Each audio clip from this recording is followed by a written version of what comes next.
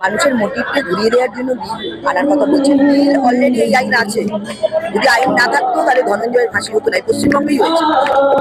তো এই আইন আছে এবং ন্যায় সংহিতা কেন্দ্রের যে আইন তাতে যাবজ্জীবন কারাদণ্ড এবং সর্বোচ্চ শাস্তি হচ্ছে ফাঁসি, সেটা অলরেডি আছে। সেইটাকেই যদি উনি ইমপ্লিমেন্ট করেন তাহলেই কিন্তু দোষীদের শাস্তি দেওয়া যায়। 48,600 এমন রেপ কেস আছে যার এখনো সাজা বা কোনো বিচার হয়নি, তাহলে এগুলো হলো না কেন? সেই জন্য মানুষকে বোকা বানাতে চাইলেই মানুষ বোকা নয়, মানুষ বোঝে।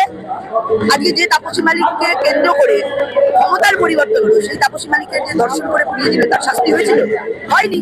তার মানে এই মুখ্যমন্ত্রী কোনোদিনই যারা অন্যায়কারী, তিনি বলেন আমি গুন্ডা কন্ট্রোল করি, তিনি ধর্ষকদের সাথে আছে, তিনি খুনিদের সাথে আছে, তিনি অন্যায়কারীদের সাথে আছে, কিন্তু প্রকৃত দোষীর শাস্তি উনি দেননি। এখন চাপে পড়ে যখন সারা পশ্চিমবঙ্গ থেকে ভারতবর্ষ উত্তাল হয়েছে, তখন তিনি নতুন করে আইন এনে